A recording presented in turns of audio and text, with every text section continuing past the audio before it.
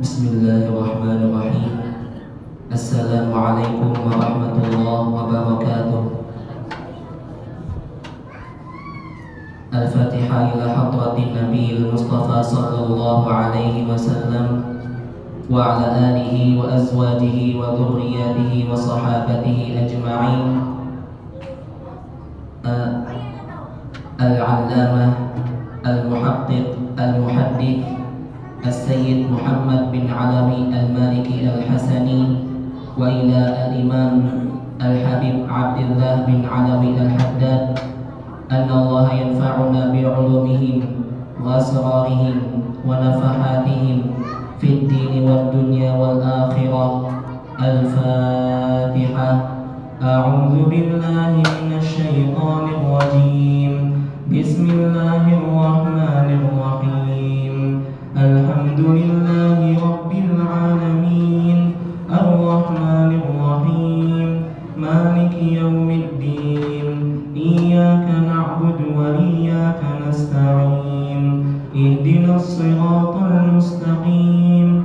Siratal ladzina an'amta 'alaihim ghairil maghdubi 'alaihim waladdallin. Amin.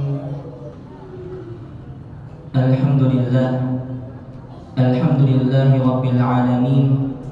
Wa bihi nasta'inu ala umurid dunya wad din.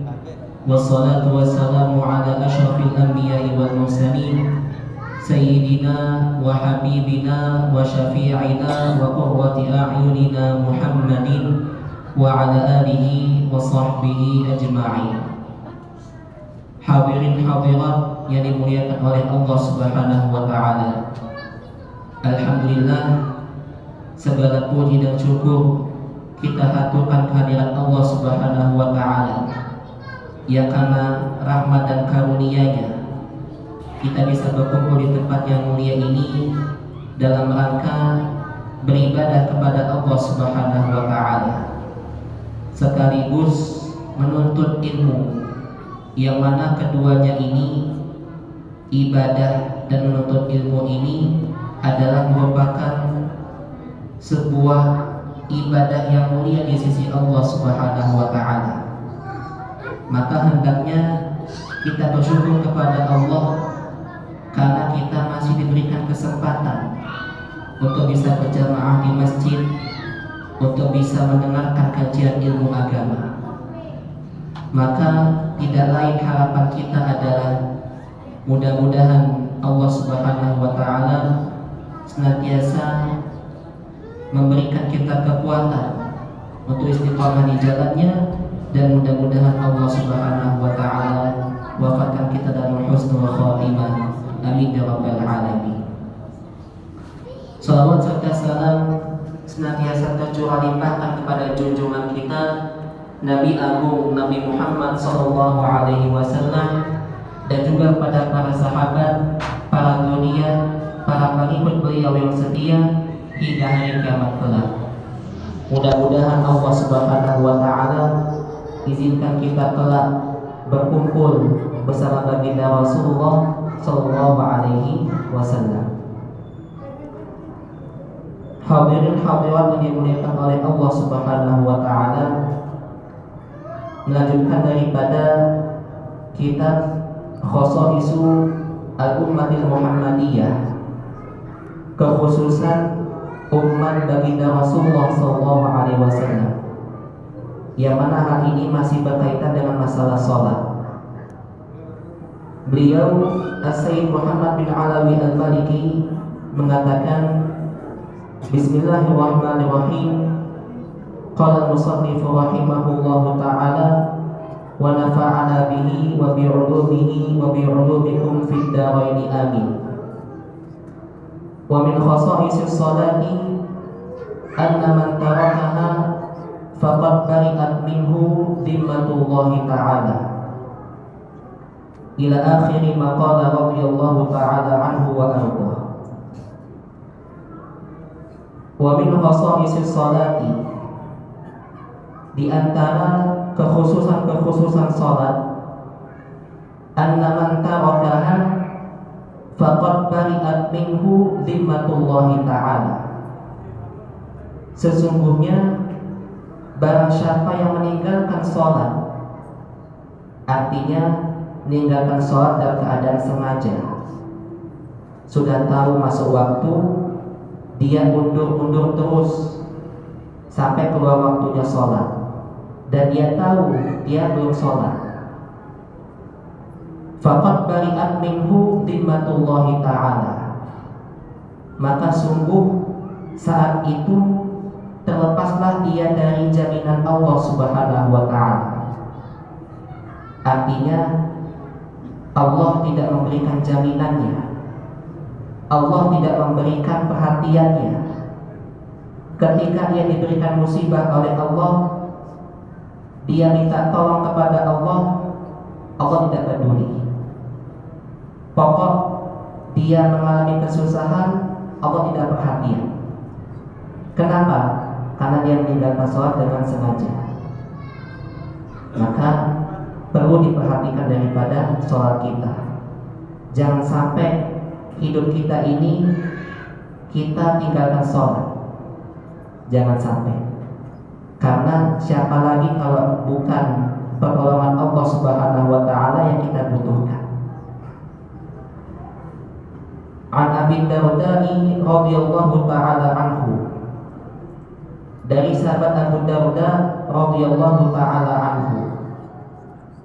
Jadi Abu Darda ini bukan nama asli, melainkan nama julukan. Nama beliau itu aslinya adalah Uwaimir bin Zaid al-Ansari al-Makhzumi. Itu nama asli beliau. Namanya adalah Abu Darda. Abu Darda ini artinya adalah giginya yang hilang. Dijuluki Abu Darda karena, mohon maaf, di gigi geraham beliau itu ompong, tidak ada giginya. Jadi dijuluki Abu Darda. Dijuluki Abu Darda.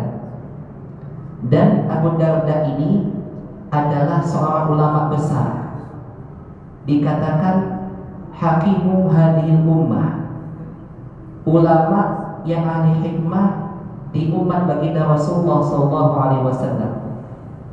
Artinya Luqmanul Hakimnya umat baginda Rasulullah SAW. Dan Abu Darda ini masuk Islam ketika perang Badar. Abu Darda radhiyallahu ta'ala anhu, beliau mengatakan, Awsani Khalili sallallahu alaihi wasallam. Suatu ketika kekasihku baginda Rasulullah sallallahu alaihi wasallam memberikan wasiat kepadaku. Apa wasiat Rasulullah kepada Abu Darda?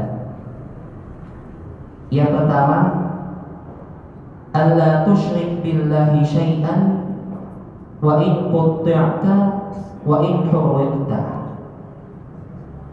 Kata Rasulullah, wahai Abu Darda, jangan engkau menyekutukan Allah dengan sesuatu apapun, walaupun ancamannya adalah engkau dimutilasi atau engkau dibakar.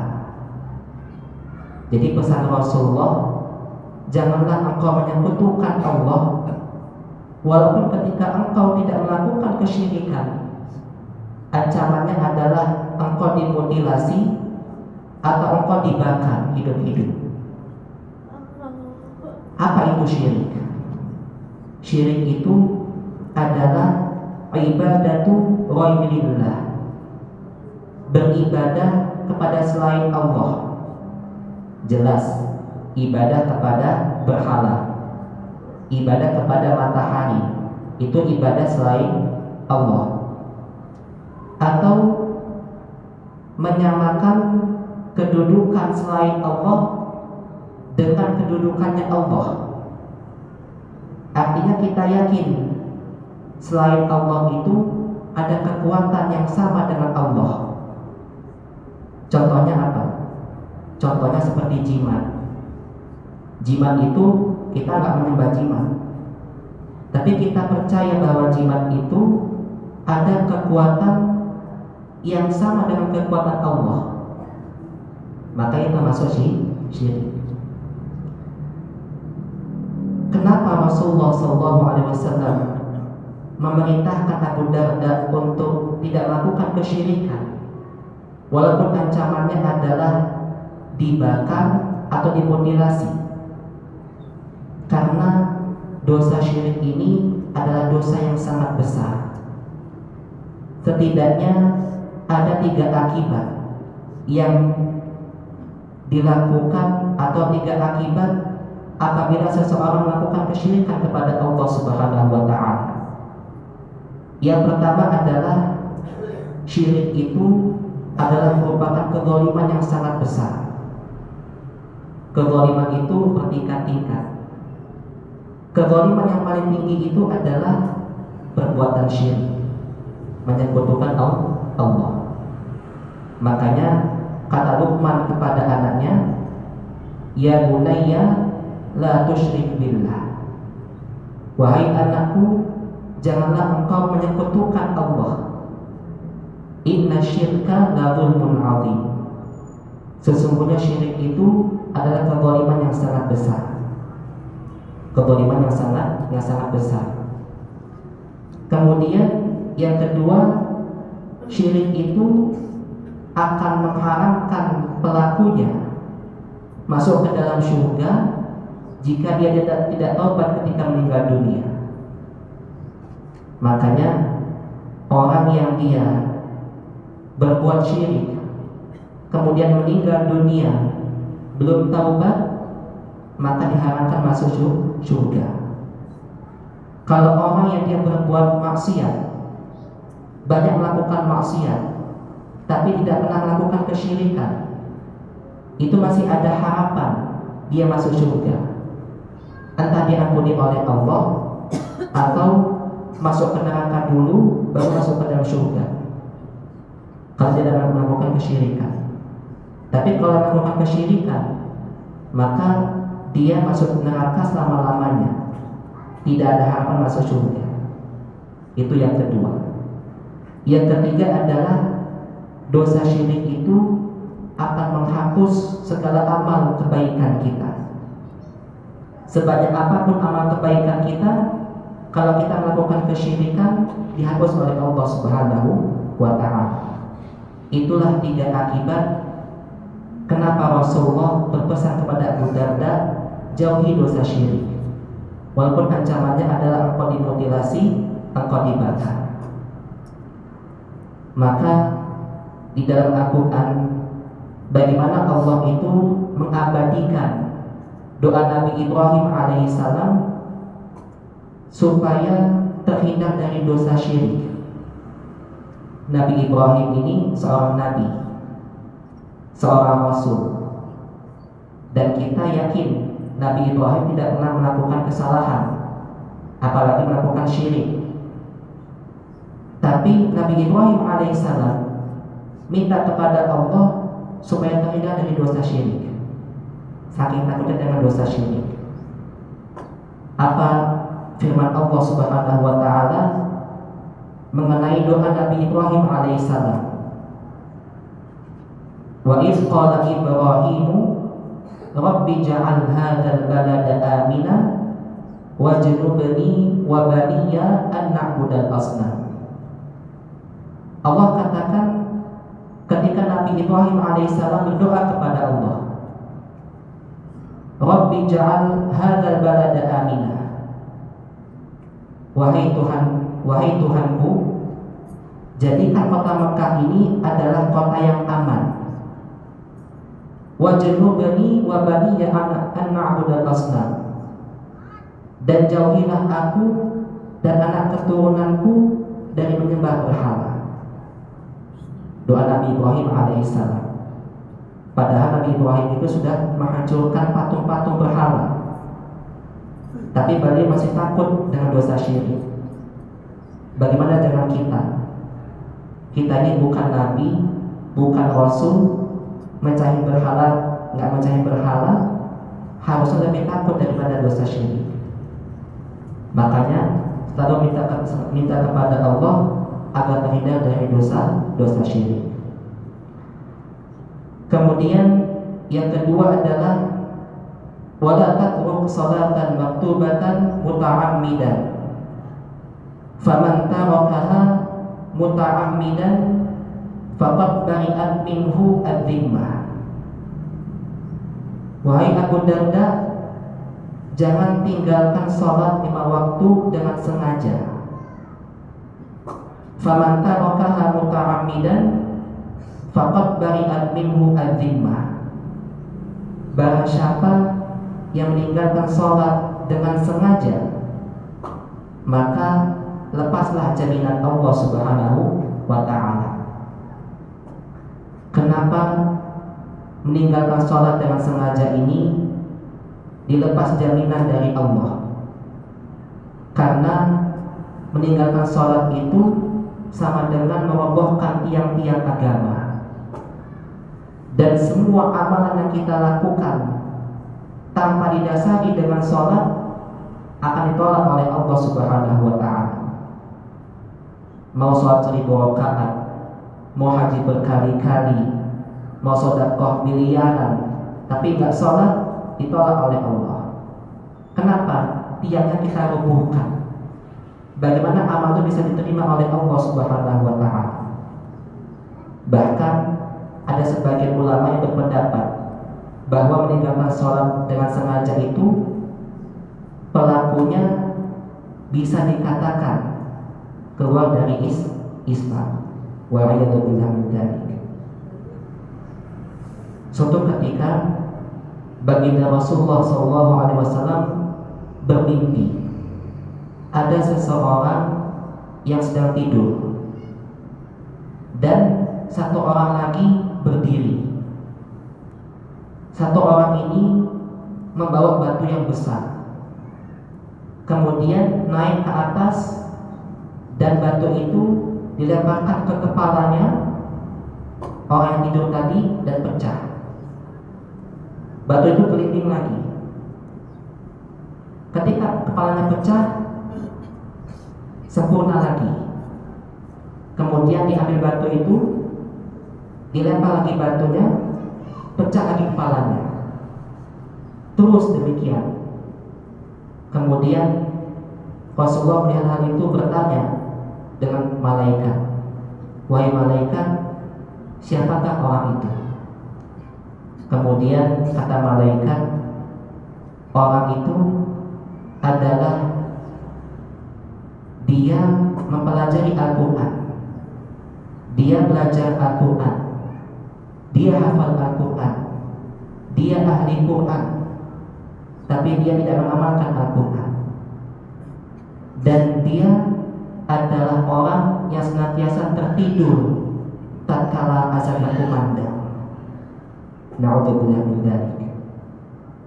Artinya tertidur ini, dia tertidur ketika azan, pas bangun sudah keluar waktu. Akhirnya apa? Tinggalkan sholat. Itu kepalanya pecah, dipecahkan oleh malaikat tadi. Nah, maka hati-hati untuk meninggalkan sholat. Ya, maka mudah-mudahan Allah Subhanahu wa ta'ala istiqomahkan kita dalam sholat. Kemudian yang ketiga adalah wala tashrabil khamra. Jangan minum khamar. Kata Rasulullah, fa innahu miftahu kulli syarri. Maka sesungguhnya khamar itu adalah kunci dari segala keburukan. Khamar itu apa sih khamar itu? Khamar itu adalah setiap sesuatu yang merusak akal. Itu namanya khamar. Baik benda cair atau padat, pokoknya memabukkan, menghilangkan akal, maka itu namanya khamar. Contoh benda padat apa? Seperti narkoba, pil narkoba. Itu ketika dikonsumsi akan merusak akal. Itu namanya khamar. Contohnya cairan, jelas bir atau wine itu akan merusak akal. Maka itu semua akan menjadi kunci dari segala keburukan. Ada sebuah kisah bahwasanya ada seorang pelacur. Seorang pelacur ini datang kepada seorang alim yang ahli ibadah.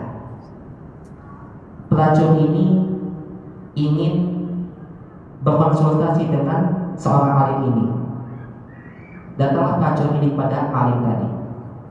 Wahai alim, ayo ke rumah saya. Saya ingin bicara empat mata dengan Anda. Akhirnya si alim ini datang ke rumahnya pelacur.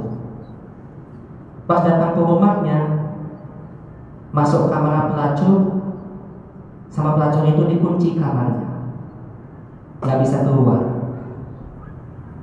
Akhirnya pelacur itu bilang, wahai alim atau wahai ustaz, saya bukan ingin konsultasi, tapi saya ingin engkau berzina dengan saya. Akhirnya si alim ini takut untuk berbuat zina, maka dia ingin keluar, nggak bisa. Maka si pelacur ini memberikan 3 pilihan. Wahai ustaz, engkau tidak akan bisa keluar kamar kecuali dengan 3 hal. Entah engkau berzina dengan aku, atau engkau membunuh anakku, atau engkau minum khamr yang ada di sampingku. Si alim ini gak berani berzina, gak berani membunuh anaknya.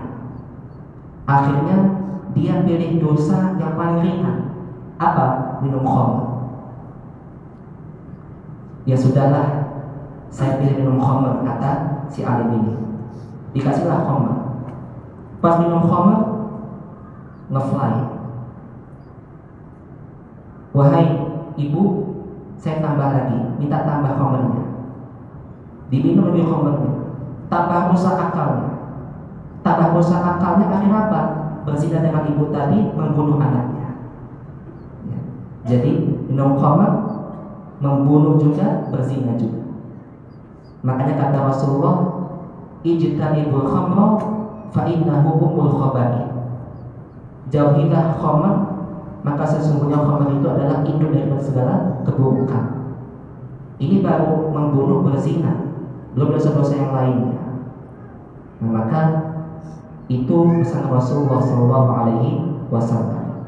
Yang pertama tadi, jangan menyekutukan Allah. Yang kedua, jangan tinggalkan sholat dengan sengaja. Artinya, kalau misalnya lupa atau tertidur itu butuh, tapi ini sengaja. Yang diajak oleh Allah itu yang sengaja. Kalau yang butuh, mungkin lupa atau tertidur, itu dimaafkan oleh Allah. Kemudian yang ketiga, jangan mengkonsumsi khamr. Maka mudah-mudahan Allah Subhanahu wa Ta'ala senantiasa menjaga kita semua. Amin ya rabbal alamin.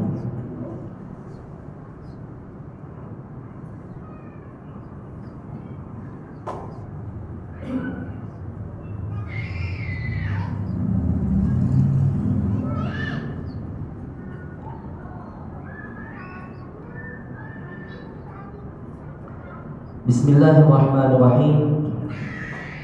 Qala al-musannif rahimahullahu ta'ala wa nafa'ana bihi wa bi'ulumihi wa bi'ulumikum fid dharain amin. Wa la yanbaghi lil 'alimi an yakhudha ma'al khamidin wa la an yasrifa shay'an min awqatihi fi ghairi iqamatid din. Ila akhiri ma qala radhiyallahu ta'ala anhu wa arda. Al-Imam Al-Haddad rahimahullahu ta'ala, beliau masih menjelaskan tentang tugas seorang alim, yang mana alim itu bagaimana cara bermuamalah, bagaimana cara bergaul dengan manusia sekitar. Beliau mengatakan wala yanbaghi lil 'alimi ay yakhudha ma'al khaidin. Tidak sepantasnya bagi seorang alim untuk ikut serta bersama orang-orang yang lalai kepada Allah Subhanahu wa ta'ala. Artinya jika ada perkumpulan yang di situ membicarakan hal-hal yang di luar agama, maka sebaiknya dijauhi bagi seorang alim. Kenapa? Karena jikalau dia ikut serta di situ, dia ikut dapat murkanya Allah Subhanahu wa ta'ala tanpa dia sadar. Makanya di surat Al-Muddathir ayat 20 ayat 42 sampai 46 itu Allah Subhanahu wa ta'ala menceritakan tentang penyebab orang-orang itu masuk neraka Saqar. Apa kata Allah? Ma salakakum fi saqar. Wahai penghuni neraka Saqar, apa yang menyebabkan kalian masuk neraka Saqar? Kemudian penduduk neraka Saqar itu mengatakan, qalu lam nakum minal musallin. Kami dulu ketika di dunia tidak menunaikan sholat. Ketika azan berkumandang masih sibuk dengan dunianya, sampai keluar waktu sholat dia nggak sholat. Lam nakum minal musallin. Kami tidak menunaikan sholat. Walam nakun nut'imul miskin. Ya Allah, kami ini tidak pernah memberikan makanan kepada fakir miskin. Artinya fakir miskin itu kami biarkan terlantar begitu saja. Wa kunna nakhudu ma'al khaidin. Dan kami senantiasa ikut campur, ikut serta bersama orang-orang yang lalai. Ada perkumpulan gibah, ikut gibah. Ada perkumpulan memfitnah orang, ikut memfitnah orang. Pokok ada perkumpulan yang di situ lalai pada Allah, kami ikut ya Allah.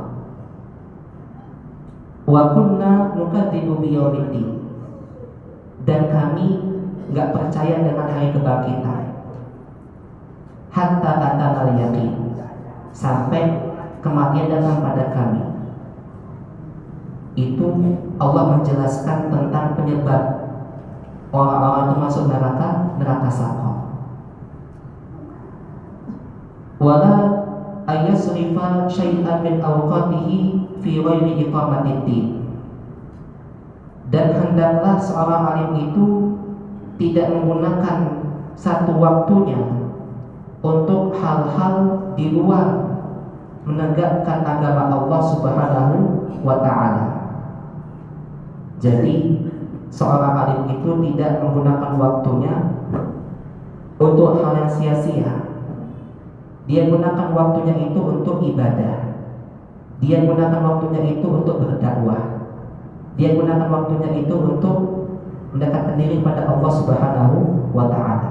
Itu seorang alim, kata beliau. Wa hadzal ladzi dzakarnahu min annahu yanbaghi lil 'alimi wa yata'akkadu 'alaihi.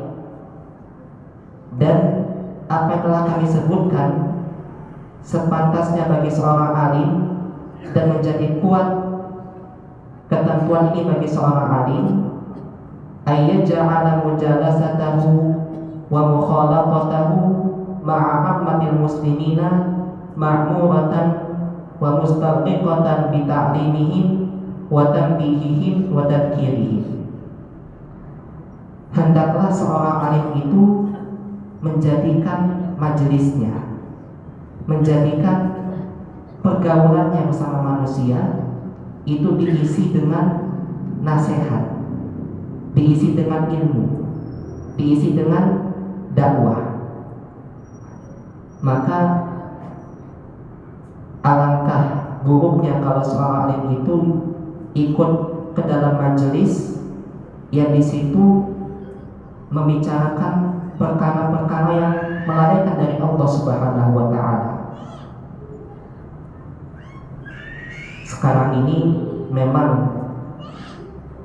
ada duduk-duduk di majelis santai gitu, lagi ngopi atau lagi ngeteh, tiba-tiba ada nasihat masuk dari teman duduk kita, maka sangat asing dengannya. Bahkan dikatakan jangan bawa perkara agama. Ini bukan pengajian, ini ngobrol santai. Nah, maka tidak sepantasnya seperti itu. Jadi ada nasihat diterima, ada nasihat ini diterima. Qad sara fi hadha zamani bil khusus min ahammil muhimmati ala ahli al-ilmi li istilahil ghaflati wal jahli wal i'rad 'anil ilmi wal 'amali ala 'ammatin nas. Dan sungguh di zaman ini, khususnya kata beliau, nasihat itu adalah merupakan sesuatu yang paling penting bagi seorang alim. Kenapa? Karena manusia itu kebanyakan lalai dari Allah, jahil atau bodoh tentang Allah, dan berpaling daripada ilmu. Jadi mumpung bagi berkumpul, sisipkan daripada ilmu, sisipkan daripada dakwah. Gak usah panjang-panjang. Apa yang kita mampu kita sampaikan. Mau diterima atau tidak terserah dia. Yang penting kita dakwah dengan bahasa yang santun, dengan tata cara yang baik, tidak menyinggung perasaan orang lain.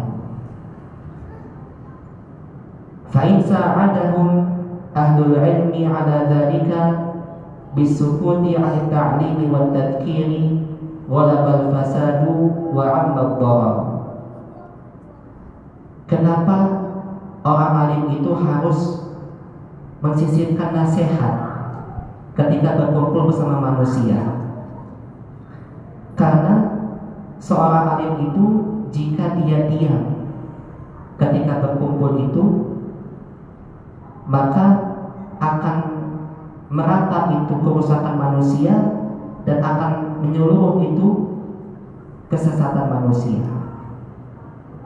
Artinya kalau bicara dalam perkumpulan itu, misalnya ada menggibah orang, ada memfitnah orang, kemudian si alim ini tahu, cuman dia diam, dia dengarkan itu gibahnya orang, dia nggak memberikan nasihat tentang gibah itu, maka selamanya dia nggak tahu, selamanya manusia itu tidak akan tahu dosa gibah.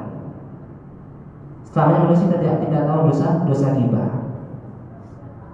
Maka kalau seorang alim itu memberitahu bahwa ini adalah merupakan dosa gibah, ini dosa besar, jangan cerita orang, maka bisa jadi dia berhenti. Dia berhenti. Wa dzalika musyahadun li ihmalil 'ammati amrad dini wa sukutul ulama'i an ta'limihi wa ta'rifihim. Dan kejadian ini telah banyak disaksikan. Kenapa? Karena banyak kelalaian manusia dengan perkara agama dan diamnya ulama untuk memberikan nasihat. Jadi ketika berkumpul itu, manusia akan menjadi bodoh terus menerus. Kenapa? Karena orang alim tidak memberitahu. Fala haula wala quwwata illa billah. Maka tidak ada daya dan upaya dari itu semua kecuali dengan pertolongan Allah Subhanahu wa ta'ala. Maka intinya adalah jika seorang alim harus berkumpul dengan masyarakat, sisipkan nasihat dengan mereka. Kalau ada kemungkaran yang muncul dari mereka, nasihati dengan baik. Boleh jadi mereka akan berhenti, karena mereka melakukan maksiat itu tidak tahu itu maksiat. Maka kalau tidak dikasih tahu, selamanya akan mereka melakukan maksiat itu. Kemudian beliau juga mengatakan, Thumma inna min akadil wadhaifi wal adabi fi haqqil alim. Kemudian sesungguhnya di antara tugas-tugas yang paling ditekankan bagi seorang alim itu adalah ayyukalliman nasa bi fi'lihi qabla mautih. Hendaklah dia berbicara dengan manusia dengan perbuatannya sebelum ucapannya. Jadi seorang alim itu hendaklah dia melakukan dulu baru berdakwah. Makanya suatu ketika Nabi Isa alaihissalam ditegur oleh Allah, "Ya Isa, aidin nasa fa'id nafsaka fa in ta'adhat fa illa fastahi minni." Wahai Isa, nasihatilah dirimu. Setelah engkau menasihati dirimu, baru dakwahkan kepada orang lain. Jikalau tidak, maka malulah kepadaku. Artinya kalau Nabi Isa tidak mampu menasihati dirinya, tidak mampu berbuat sebelum menyampaikan, malulah kepada Allah. Malu kepada Allah, apalagi kita. Wa an la ya'murahum bi syai'in minal khairi illa wa yakunu min ahrasihim ala fi'lihi wal 'amali bihi. Wa la yanhahum an syai'in minasyarri illa wa yakunu min ab'adihim anhu wa asyaddihim tarkan lahu. Dan hendaklah seorang alim itu tidaklah memerintahkan kepada kebaikan kecuali dia adalah orang yang terlebih dahulu melakukan kebaikan, dan tidak mencegah pada kemungkaran kecuali dia adalah orang yang terlebih dahulu menjauhi kemungkaran. Itu tugas seorang alim. Cuman dari pembahasan ini bukan berarti orang yang berdosa itu berhenti berdakwah. Saya banyak dosa, saya nggak mungkin berdakwah. Jangan seperti itu. Karena manusia ini adalah tempatnya dosa. Walaupun kita berbuat dosa, tetap menyampaikan nasihat. Makanya kata Rasulullah, kullu bani Adam khata'. Setiap anak Adam itu pasti berbuat salah. Manusia tempatnya salah. Dan sebaik-baiknya orang berbuat salah itu adalah yang tobat pada Allah Subhanahu wa ta'ala. Artinya sampaikan nasihat itu. Setelah itu kita taubat pada Allah. Mungkin ada yang kita sampaikan belum kita amalkan, taubat sama Allah. Setelah itu kita berusaha untuk amalkan. Nah, itu tugas seorang alim. Maka kata Al-Imam Malik rahimahullah ta'ala, beliau mengatakan, Lau lam ya'mur bil ma'ruf wa yanha 'anil munkari illa al-kamilu la turika al-amru bil ma'ruf wa nahyu 'anil munkar. Jikalau tidak memerintahkan kepada yang ma'ruf dan mencegah kepada yang munkar kecuali orang yang maksum, yang terbebas dari perbuatan dosa, maka akan ditinggalkan perkara amar ma'ruf nahi munkar ini. Gak ada yang berani berdakwah. Tunggu ada orang yang maksum dulu baru berdakwah. Maka ketika kita mempunyai dosa, bukan berarti itu menghambat menjadi untuk berdakwah. Wa ayyakuna muridan bi ilmihi wa amalihi wa ta'limihi wajha Allah wa darul akhirah faqat. Maka hendaklah ketika dia mencari ilmu itu, ketika dia mengajarkan ilmu itu adalah ikhlas karena Allah Subhanahu wa ta'ala, tanpa ada imbalan lainnya. Maka itu tugas seorang alim. Tadi yang pertama adalah kalau bergaul dengan manusia, hendaklah sisipkan nasihat ketika bergaul itu. Dan yang kedua, sebelum berdakwah, amalkan dulu, baru tidak dakwahkan. Nah, maka mudah-mudahan Allah Subhanahu wa taala memberikan kita kekuatan untuk senantiasa istiqamah, dan mudah-mudahan Allah Subhanahu wa taala wafatkan ke dalam husnul khatimah. Amin ya rabbal alamin. Bismillahirrahmanirrahim. Alhamdulillahirabbil alamin. Allahumma shalli wa sallim wa barik ala sayyidina Muhammadin wa ala alihi wa sahbihi ajma'in. Rabbana anfa'na bima 'allamtana wa 'allimna ma yanfa'una wa zidna 'ilman wa hudan wa tawfiqan bi rahmatika ya arhamar rahimin. Rabbana taqabbal minna innaka antas samiul 'alim wa tub 'alaina innaka antat tawwabur rahim. Wa sallallahu ala sayyidina Muhammadin wa ala alihi wa sahbihi ajma'in. Walhamdulillahi rabbil alamin. Biqabulil Fatihah.